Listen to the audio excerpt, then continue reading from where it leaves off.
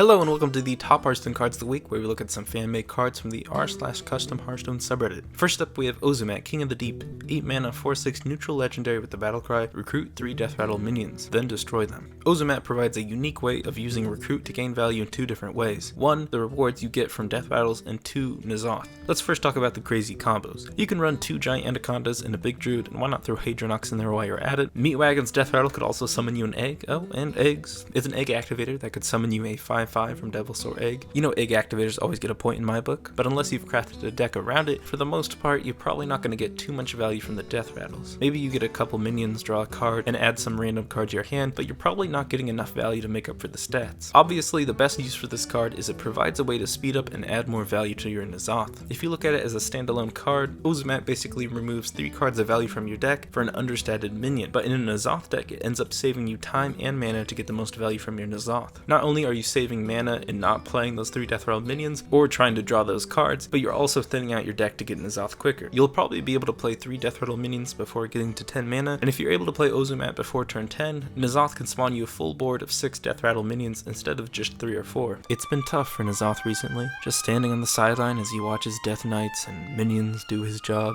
The thing is, I want a N'Zoth deck to work before it rotates out of standard. It can be Hunter, Rogue, Priest, whatever class. I just want those big board swing plays where N'Zoth floods the board with minions. And I think the only way that's going to happen is if N'Zoth gets faster, and I think Ozumat does just that. Next we have Vindicator Maraud, 9 mana 6/6 battlecry recruit. Oh look, there's a similar theme in this episode. Battlecry, recruit a weapon, give your hero divine shield. So I like the idea of recruiting a weapon because there's often more control in what weapon you can get, and it's a little bit more valuable than most minions in my opinion, because recruiting a weapon basically gives your hero a charge. Now I could go into the weapon's stats and costs, but I actually want to steal this card's idea, and instead I present to you, here comes the money! Here we go. Knack, baby!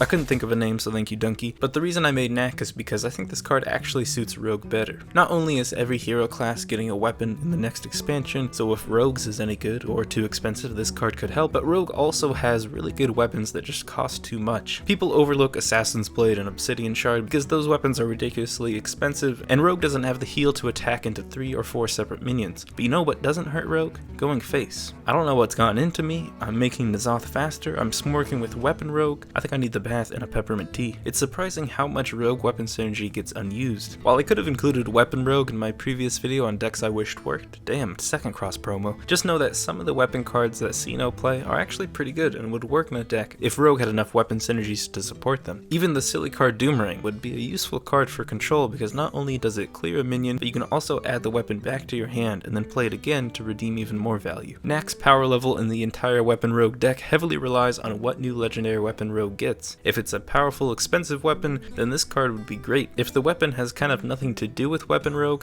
I will be sad. Anyways, props to the original card creator. I like the idea of recruiting a weapon, and regardless of the class, I think it's a good idea. Just not as good as Knack 2, baby!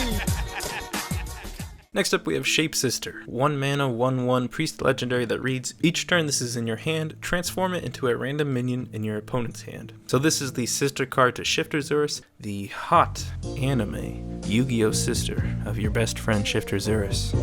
Damn.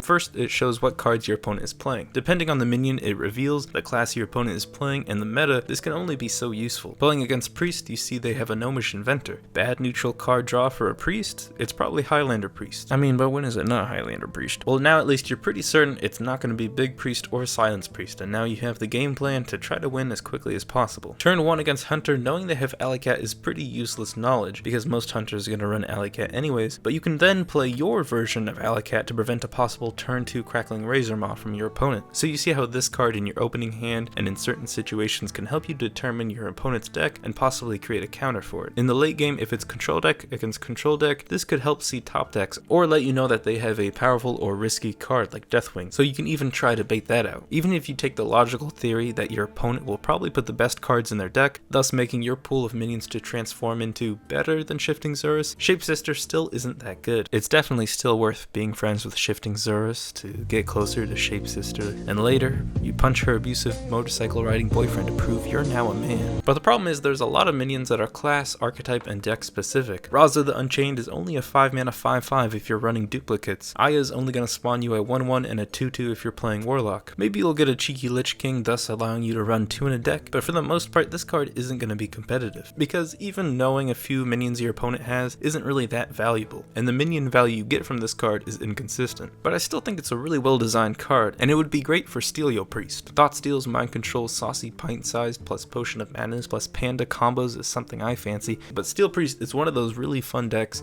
to lose 3 games in a row and then win 1 game by making big plays with your opponent's copied cards. I think Shapesister would be really great for showing what minions you could mind vision and minions you can no longer copy from their deck. Steel Priest is never going to be a competitive deck, nor do I think it should be, but I think printing this card would be a cool level up to Shifting Zurus and contribute to the great Steel Priest. Catch you on the flip side. That's me riding on the motorcycle off in the sunset with Shapesister. We would break up 2 miles down the road at a gas station Wendy's. Next up is Spontaneous Adventurer, 1 mana 1/1 neutral that reads play a random quest. Add 15 cards which fulfill the quest's requirement to your deck. So out of the 9 quests, most of them seem pretty straightforward. Druid gives you 15 minions with 5 or more attack, Warrior gives you taunt minions, etc. I would imagine Mage is pretty easy because any spell added would count towards the quest, but Rogue is a bit unknown. One option is a set of bounce cards like Shadow Step or Gadgets and Ferryman, and a random number of each totaling to 15 is put in your deck. Another option is to put 15 of one specific minion. One suggestion given was Novice Engineer, but personally my favorite idea is 15 copies of one random minion is put in your deck. This means any minion in all of Standard or Wild if you're playing Wild. So from Snow Flipper Penguin to Yogg, this version could be a nightmare or a value blessing. But looking back at Spontaneous Adventurer, let's just call the card Bilbo for short. Bilbo is definitely too inconsistent of a card to be competitive. Adding 15 cards to your deck is nice value, but Archbishop Benedictus also adds a lot of cards to your deck, and that's not a competitive card. Plus, at least Bishop's cards aren't randomly generated like Bilbo's. The thing about this card is, even if you get a relatively good value quest like Priests Awaken the Makers, the greater number of bad Death Rattle cards to good Death Rattle cards in the game means you're likely going to start to draw a lot of weak cards that were randomly added to your deck. I would equate this to the effect of Renounced Darkness, where your deck now has bad cards. But what's cool about Bilbo is if you have a strong enough deck and random cards / top decks aren't too bad, you can outweigh the weak cards you put in your deck. This means in less competitive matchups, did someone say rank 20? You'll probably be able to survive long enough to get the quest complete for some cool combos. 0 cost minions in Big Priest, an extra turn for Tempo Rogue, Paladin's Hero Power summoning a 5/5. The great thing about this card is even if there is an exploit, it won't be a competitive or reoccurring problem in the meta, because there's a 1 in 9 chance you'll get a specific quest, and then you need to be given good enough cards so you can actually survive to complete the quest. So I don't think it will be a problem on ladder or affect the meta negatively. This, my friends, is only for memers. It's a great card, and you'll have to let me know any crazy combos you can think of that could result from having any quests in any classes. Also, if you want to try an even worse in-game replication of this card, try out a Steel Priest deck like I was talking about before, and at the beginning of every turn, mulligan for Mind Visions on turn 1, and try to get matched up in a game where your opponent's playing a quest. It was easier in the Angora meta, but you might be able to get a mage quest here and there. If you want to watch, I have a video of one of my games using this tactic in the top right. Last up we have Bottomless Maw, 9 mana 3/3 neutral legendary that reads at the end of your turn destroy another random minion and gain its stats and keywords. If there are no other minions, destroy this minion. So to clarify, keywords are the powers and behaviors without explicit descriptions, so examples are Taunt, Divine Shield, Adapt, Enrage, Battlecry, etc. A good way to know if something is a keyword is if it's printed in bold. Now in regards to Bottomless Maw, a lot of these keywords wouldn't affect the cards because they're required to be activated by battle cries. So to narrow it down, I'd say that Maw is able to gain value when absorbing Death Rattle, Taunt, Divine Shield, Enrage, Inspire, Lifesteal, Poison, Stealth, Wind Fury, and spell damage. Even something like Charge doesn't really help with Maw because it's an at the end of your turn effect, so it will already be able to attack next turn. I think when it comes down to it, Bottomless Maw is a tech card. 2 control decks going at it, your opponent plays a big minion like Lich King on an empty board, you can play Maw and get a 9 mana 11/11 with Taunt, plus you destroyed an enemy minion. If your opponent plays a Tyrion, that's a 9 mana 9/9 with Divine Shield, Taunt, Death Rattle, equip a 5/3 Ashbringer. Pretty powerful, right?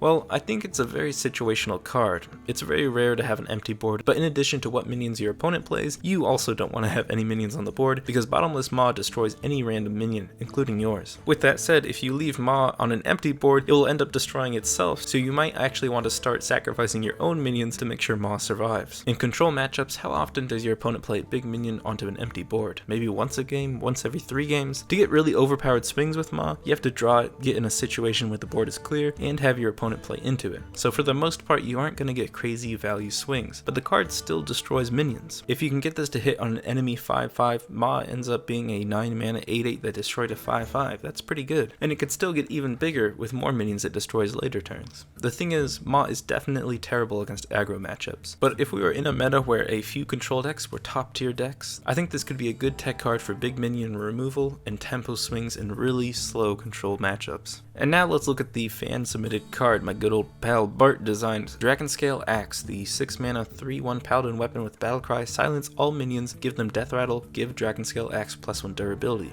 Some quick changes: I would just get rid of the silence. I don't really like silence too much, nor do I feel it fits the card. And 2, I'd lower the cost to 5 or 4 mana. Probably 4 mana, but nitpicking aside, I really like giving the death rattle effect. In almost every game, you're going to be able to play this weapon with 4 minions on the field. I'm sure in a lot of games, since you're playing paladin, you could probably get around 6 minions with this death rattle. This means over time, as those minions die, the weapon will have been a 3/5 or a 3/7 in value. Another great thing is on the turn you play this, most likely you'll have a friendly minion already on the field that can attack, so you'll be able to swing with this weapon without destroying it, as long as you attack in the correct order. Another thing to consider is the next expansion is introducing a legendary weapon for each class, so a lot of people are assuming weapon destroying tech is going to be prevalent in the game. I don't know if I buy this argument yet. I need to see some more weapons released first, but the effect of slowly gaining durability value as opposed to playing a weapon that starts with its full stats is a big difference if people start teching Harrison Jones. Weapon tech aside, another reason I really like this card is the stat line reminds me of Rogue's Assassin's Blade, which I mentioned before, but the problem with Rogue is they don't have enough heal. Paladin on the other hand has a bunch of heal, so a heavy control weapon like this one could really work. I think the wide board presence and the heal of Paladin makes this a great legendary weapon for Paladin. We'll have to see if Blizzard can top this one.